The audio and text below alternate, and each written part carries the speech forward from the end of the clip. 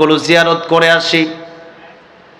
অনেকগুলো কবর জিয়ারত করতে করতে করতে করতে হঠাৎ করে আমার চোখের সামনে একটা লেখা ভেসে উঠল, ফিরোজ শাহ গানের শিল্পী।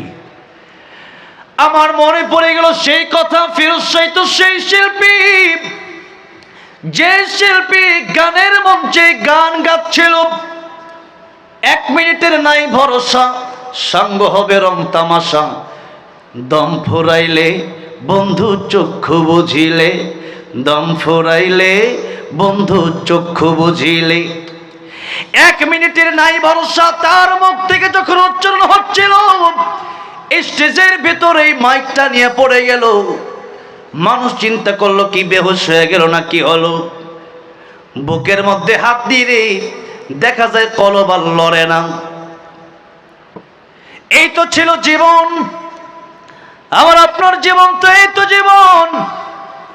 এখানে আলোচনা করে আমি আবার বাড়ি যেতে পারবো কিনা জানি না, আপনি আলোচনা শুনে বাড়ি যেতে পারবেন কিনা জানেন না।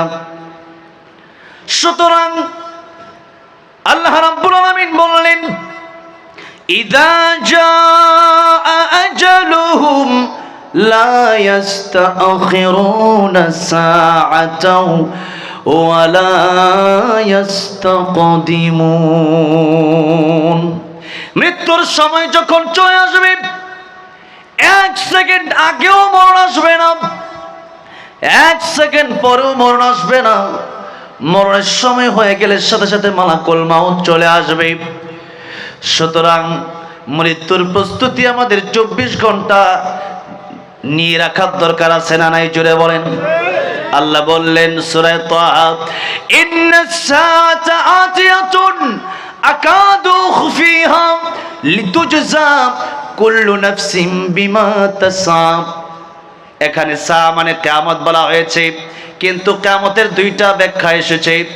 আল্লাহর নবী বললেন, একটা হলো কিয়ামতে কুবরা, আরেকটা হলো কিয়ামতে সুগরা। কুবরা মানে বড়, সুগরা মানে ছোট। নবীজি বললেন, মান মাতা ফাকাদ কামাত কিয়ামাতুহু, যার যেদিন মরণ হয়ে যায় তার সেদিন থেকেই কিয়ামত শুরু হয়ে যায়। মরণ যেদিন হয়ে যাবে কিয়ামত শুরু হয়ে যাবে। শুধু তাই না, মরণের আগেই ভালো মানুষ যদি হয়, সেই মানুষের কাছে আল্লাহর রহমতের ফেরেশতা চলে আসে আর বলতে থাকে, যারা পারেন আমার সাথে ঠোঁট মিলিয়ে পড়েন, ইয়া আইয়াতুহান নাফসুল মুতমাইন্না ইরজিই ইলা রাব্বিকি রাদিয়াতাম মারদিয়া ফাদখুলি ফি ইবাদি ওয়াদখুলি জান্নাতি। হে ভালো অন্তর, ভালো মন, চলে যাও তোমার রবের দিকে। কোন অবস্থায়? রাদিয়াতাম মারদিয়া, তোমার আল্লাহ তোমার প্রতি খুশি, তুমি আল্লাহর প্রতি খুশি, কোনো টেনশন নাই, কোনো চিন্তা নাই। লাল গালিচা বিছিয়ে দিলাম, চলে আসো আমার আল্লাহর কাছে। মরতে দেরি হবে, আমার আল্লাহর সাথে তোমার সাক্ষাৎ হতে দেরি হবে না। সুবহানাল্লাহ, জোরে কোন। আল্লাহর দেখার ইচ্ছা আছে না নাই? দেখা হবে জান্নাতে। কোথায় দেখা হবে? দুনিয়ার মানুষের প্রেমে পাগল হইছেন, শুধু মানুষের প্রেমে পাগল হয়েন না। এই দুনিয়ার সুন্দর সৃষ্টি দেখে পাগল হবেন না। এই সৃষ্টির স্রষ্টা যিনি, তিনি কে? তোমার সৃষ্টি যদি হয় এত সুন্দর, না জানি তাহলে তুমি কত সুন্দর, কত সুন্দর। দুনিয়া সুন্দর, মানুষ সুন্দর, আসমান সুন্দর, জমিন সুন্দর, সুন্দরে সুন্দরে পাল্লা। জানি না কত সুন্দর তুমি আল্লাহ, জানি না কত সুন্দর তুমি আল্লাহ। বলেন, জানি না কত সুন্দর তুমি আল্লাহ, জানি না কত সুন্দর। ঝরনা ছুটে চলে একে বেঁকে, পৃথিবীর বুকে কত ছবি এঁকে, নদীর ওই কলতানে সাগরের গর্জনে, নদীর ওই কলতানে সাগরের গর্জনে, ঢেউয়ে ঢেউয়ে দেয় পাল্লা, জানি না কত সুন্দর তুমি আল্লাহ, জানি না কত সুন্দর। সুবহানাল্লাহ পড়েন। আল্লাহ সে দেখা করার ব্যাপারে আল্লাহ তাআলা বললেন, ফামান কানা ইয়ারজু লিকা রাব্বিহি ফালইআমাল আমালান সালিহা ওয়া লা ইউশরিক বিইবাদাতি রাব্বিহি আহাদা। জোরে কোন আল্লাহু আকবার। আল্লাহ বললেন, যারা আমার সাথে দেখা করতে চায়, আমার সাথে যারা সাক্ষাৎ করতে চায়, তারা যেন নেক আমল করে আর শিরিক মুক্ত ইবাদত যেন তারা আমার কাছে নিয়ে আসে। কি মুক্ত ইবাদত? শিরিক মুক্ত ইবাদত। আজকে আমাদের ইবাদত আছে, শিরিকও আছে না নাই? শিরিকের অভাব নাই। এই তো বাংলাদেশ থেকে যখন মূর্তিগুলা ভাঙ্গা হচ্ছিল, রিপাবলিক বাংলা একটা চ্যানেল আছে ইন্ডিয়াতে, ইন্ডিয়ার এক সাংবাদিক আছে, ওইটা মিনমিনের নামই হয়ে গেছে মিনমিন সাংবাদিক। ওটা বাংলাদেশ নিয়ে এত মাথা কামায়, নিজের ঠিক নাই, কিন্তু বাংলাদেশ নিয়ে তার মাথা কামানোটা বেশি, নিজের খবর নাই। সে বলতেছে, দেখো বাংলাদেশ শুরু হয়েছে কি, তার মাথা গরম হয়ে গেছে। আমার দেশের মানুষ শান্তিতে আছে আর মাথা গরম তার, তোর মাথা গরম কেল্লিগা? তার মাথা গরম হয়েছে এই জন্য, আরে আমাদের ইন্ডিয়ার ভিতরে আমরা তো ডাইরেক্ট মূর্তিরে সিজদা করি, ডাইরেক্ট মূর্তিরে পূজা করি। এখন বাংলাদেশের মানুষ তো মুসলমান, ওরা তো ডাইরেক্ট আর পূজা করবে না, সুতরাং নানান ধরনের মানুষের ছবি বানায় যে দেওয়া, এটা তার ঠিকই পূজা করবে।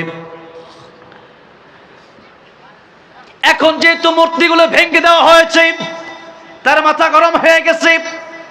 আমরা যে আইন, যে সিস্টেম, যে মূর্তি পূজা চালু করতেছিলাম, আস্তে আস্তে ওটা তো বন্ধ হয়ে যাবে। এই জন্য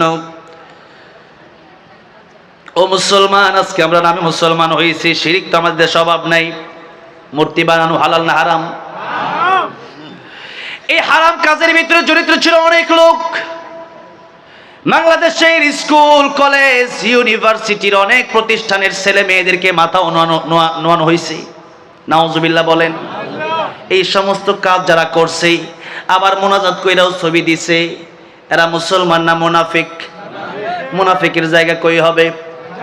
আল্লাহ বললেন, ইন্নাল মুনাফিকিনা ফিদ দারকিল আসফালি মিনান নার ওয়া লান তাজিদা লাহুম নাসীরা। ওগো নবীজি, কিয়ামতের ময়দানে মুনাফিক যারা হবে, এদের জাহান্নামের সবচেয়ে অতল কবর তাদের জায়গা হবে, জাহান্নামের সবচেয়ে কঠিন শাস্তি তারা ভোগ করবে। আর আল্লাহর নবীকে বললেন, ওয়ালান তাজিদা লাহুম নাসীরা, কোন সাহায্যকারী কিয়ামতের ময়দানে মুনাফিকের জন্য খুঁজে পাওয়া যাবে না। একজন মুনাফিক, তার জানাজাও নবী পড়লেন। আল্লাহ বলেন, নবী আপনি জানাজা পড়ালেও মুনাফিকের কোনো ক্ষমা হবে, দোয়া করলেও কোনো ক্ষমা হবে না। আপনি 50,000 টাকা দিয়ে নেয় হুজুর ভাড়া করে জানাজা পড়াই দিচ্ছেন, এত সস্তা না? ওই যে জানাজার নামাজ পড়াইছে, জানাজার নামাজ পড়ায় কি টাকা কি কয়, দরকার নেই, ইতিমখানায় দিয়ে দিও। আর আপনি হুজুর ভাড়া করছেন 50,000 টাকা দিয়ে জানাজা পড়ানোর জন্য। তো আপনার বাপে ছিল মুনাফিক, সারা জীবন ইসলামের বিরুদ্ধে কথা বলছে, তো মনে করছে আমি একবার নিষ্পাপ মাসুম। এরকম লোক নাই? আপনার দেখেন নাই, কয়েকদিন আগে টাঙ্গাইলে এক লোক, আমি ওয়াজ করতেছি, আমার আগে আসছে সাবেক মন্ত্রী লতিফ সিদ্দিকী। হ্যাঁ, আমার কোনো পাপ নাই, ওপেনলি কত মাইয়া নিয়ে ঘুরে, আবার কয় পাপ বলে তার নাই। ওপেনলি কবিরা কবিরা কয় পাপ নাই, একটা মাসুম বাচ্চা পাওয়া গেছে, নাকি বলেন? সব আমরা পাপি, আর তুই মাসুম। আমি বললাম এগুলো স্টেজে আনবেন না। যারা ইসলামের কথা বলতে পারবে, হক কথা বলতে পারবে, তারা কোন স্টেজে আসবে? নাস্তিক কোরআনের ময়দানে কথা বলতে পারবে না। এটা কোরআনের মঞ্চ, এটা ফয়জলামির মঞ্চ না। এখানে যারাই কথা বলবে, কোরআনের পক্ষে কথা বলবে, কোরআনের বিরুদ্ধে কথা বললে জুতার বাড়ি হবে, ঠিক কিনা বলেন? নারায়ে তাকবীর, নারায়ে তাকবীর, আল কোরআনের আলো সংসদে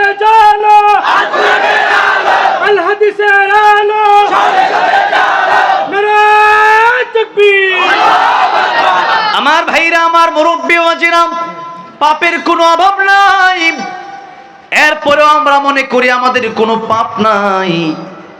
পাপ করে যদি কোনো ব্যক্তি এটা মনে করে যে এটা পাপ না, গান আপনি শুনলেন, আপনি এটা বুঝে শুনবেন যে আমি গুনাহ করতেছি। আপনি মদ পান করবেন যদি কখনো করেন, আপনি করার জন্য বলছি না, মদ যদি আপনি পান করেন, সিগারেটে যদি টান দেন, আপনি এটা মনে করবেন যেটা আমি আসলে গুনাহ করতেছি। এতটুকু তো অন্তরে থাকার দরকার আছে না নাই? আপনি নামাজ পড়তেছেন না, এরপরে এসে বলতেছেন যে আমি নামাজটা খালি পড়ি না, এমনি সবই ঠিক আছে। আপনি নামাজ পড়েন, সব ঠিক থাকলে কি হবে? ঘটক বিয়ার জন্য পাত্রী খুঁজে দিল, আপনার ছেলের জন্য বলল পাত্রী সব ঠিক আছে, চরিত্রে ঠিক নাই, আপনি বলবেন এই পাত্রীর কোনো দাম আমার কাছে নাই। সুতরাং একজন মেয়ে মানুষের চরিত্র যদি ভালো না হয়, সেই মেয়ে মানুষ যদি ভালো না হয়, সেই মেয়ে যদি চরিত্রের কারণে যদি মেয়েটা বাতিল হয়ে যায়, আমার আল্লাহর কাছেও নামাজি বান্দা ছাড়া ওই বান্দার কোনো দাম নাই। মরার পরে মানুষ জিজ্ঞেস করে লোকটা কেমন ছিল, কয় খুব ভালো ছিল। পিছনে এসে কি এর ভালো আছিল, বিপদে বিরানোর সামনে কইছি, ওইটা কর জায়গা নাকি? আসলে যদি 10 জন মানুষ, 10 জন মুমিন যদি বলে লোকটা আসলেই ভালো ছিল, আল্লাহ 10 জনের কথা রাখতে গিয়া তারা জান্নাতের মেহমান বানায় দেয়। সুবহানাল্লাহ। এই জন্য এমন কিছু কাজ করে যাবেন। আমরা স্টেজে আমার নেতা কর্মী ভাইয়েরা বসে আছেন, আপনাদেরকে বলে যাচ্ছি, আসলে যদি ভালো মানুষ হয়ে যান, আমার এলাকায় এখন একজন কাউন্সিলর আছে, আগে আওয়ামী লীগ ছিল, এখনো ভালো আছে, মানুষ তার বাড়িঘর কিচ্ছু ভাঙ্গে নাই। আমি তার সব বিষয়ে ঘাটার পরে দেখলাম লোকটা আসলেই ভালো। এখন আমি যদি মানুষটা আসলে ভালো থাকি, ঢুকে গেছে আর কি কোনো রকম, এমনি লোকটা ভালো, এখন আসলেই যদি আমি ভালো থাকি তাহলে কোনো সমস্যা নাই। আর যদি আসলে আমি ভালো না হই, এমনি ক্ষমতা পেয়ে গেছি, মনে করেন কথার কথা, একদিন 2 দিন 3 দিন আপনার সামনে এসে মানুষ সম্মান করলেও আপনার আউলে গিয়ে, আপনার আড়ালে গিয়ে কিন্তু আপনার বদনাম করবে। এই সম্মানের তো কোনো দাম নাই। 15 বছর সম্মান ছিল, এখন নাই, এই সম্মানের কোনো দাম নাই। কিসের দরকার এমপি মন্ত্রী হওয়ার? আল্লাহর কোরআন শিখেছি মানুষ সম্মান করে। 15-16 বছর না, আহমদ শফি রহমতুল্লাহ আলাইহি মরার আগেও সম্মান ছিল, মরে গেছে এখনো তার জন্য মানুষ দোয়া করে কি করে না? নুর হোসেন কাসেমি মরার আগেও সম্মান ছিল, মরেছে এখনো সম্মান কমে নাই, মানুষ এখনো তার জন্য দোয়া করে। আল্লামা জুনায়েদ বাবনগরী তার জানাজায় আমি গিয়েছিলাম, মৃত্যুর আগে যা মানুষ হতো জানা যায় তার চেয়ে কম না 10 ডাবল বেশি। আল্লামা সাইদি রহমতুল্লাহ আলাইহি, তোমরা তো 13 বছর আল্লামা সাইদিকে কারাগারে রেখেছো, এরপরে ইনজেকশনের সাথে বিষ দিয়ে মেরেছো, সেই ডাক্তারকে আর খোঁজে এখন পাওয়া যাচ্ছে না। আল্লামা সাইদি রহমতুল্লাহ আলাইহিকে মেরেছে, আল্লামা সাইদি রহমতুল্লাহ আলাইহিকে তো তারা মারতে বানায়, বরং আল্লামা সাইদির ইচ্ছা ছিল আমি শহীদ হব। কি হব? শহীদ হব।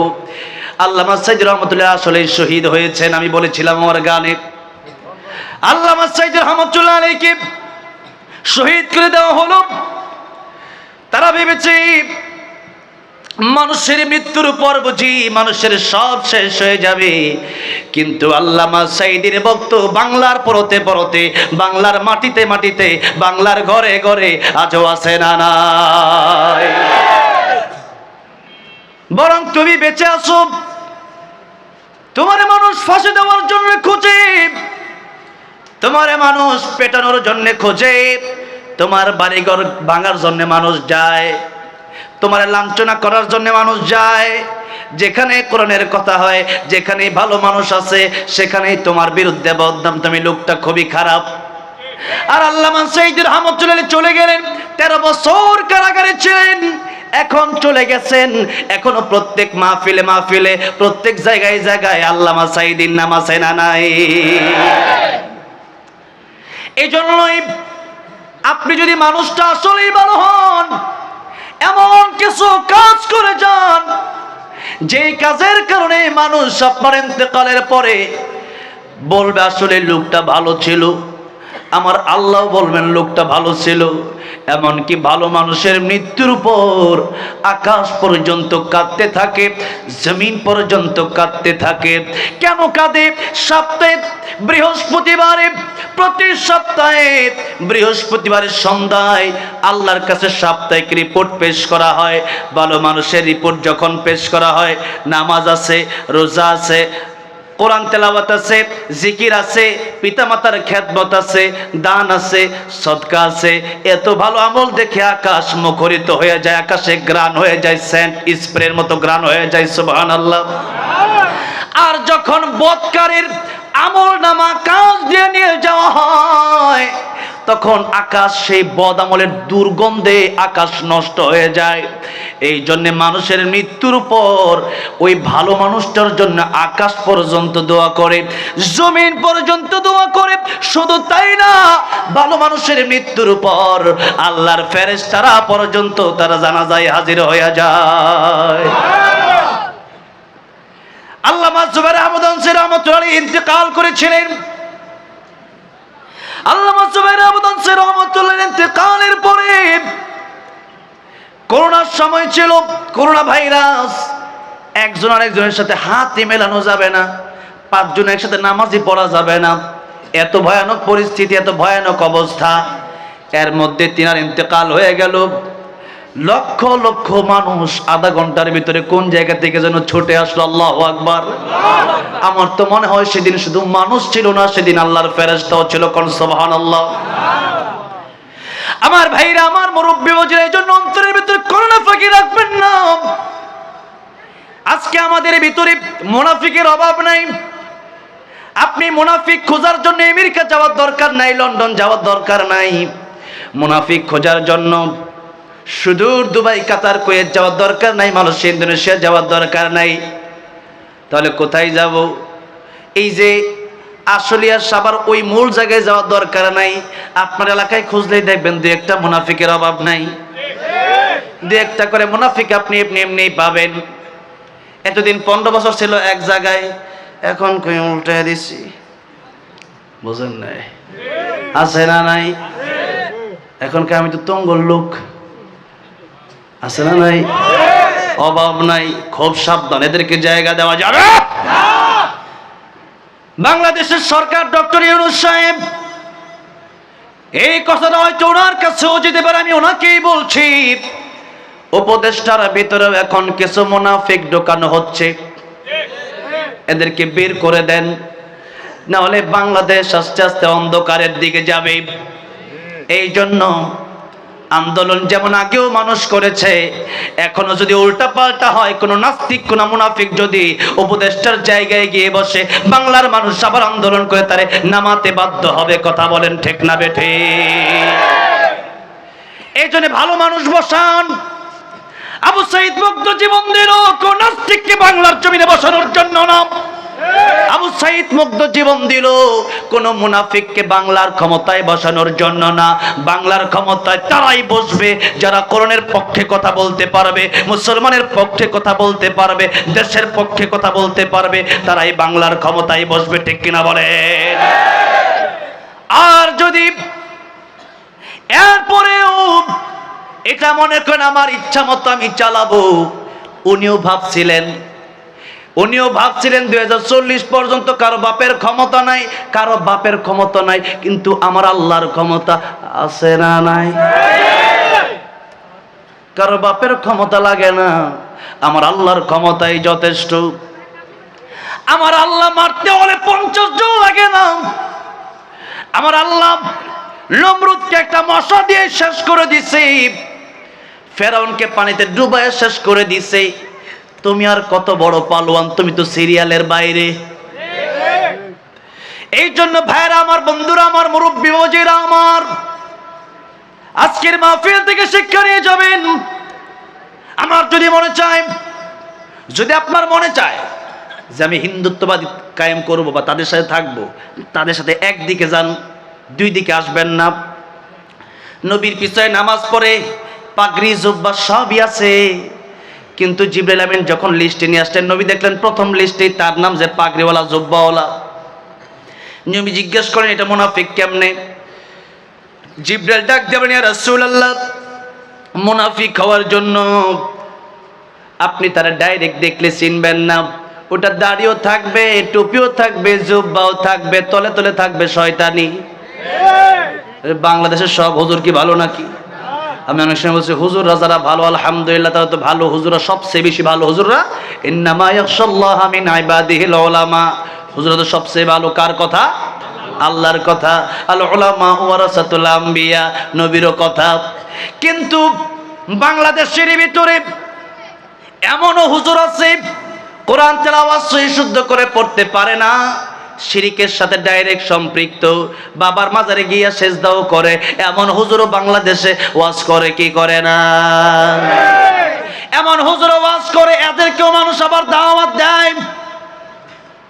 আজকে তারা গিয়ে ওয়াজের সময় কোরআন সুন্নাহ থেকে কোনো কথা নাই, খালি ডিজে জিকির করে। ওইটা আবার টিকটকার যারা টিকটক করে এরা আবার ওইটা ডিজে বানায়, ওরা আবার মুখ মিলাই, মাইয়া পোলা সব। কোন হুজুর দেরি কোন দিন জিকির করতেছে হিম হি হিম হি জিকির, ওটা আবার জিকির নাকি না ভণ্ডামি? হিম হিম জিকির করতেছে, ওই জিকির এখন ডিজে দিছে বানায়, ডিজে বানায় দিচ্ছে।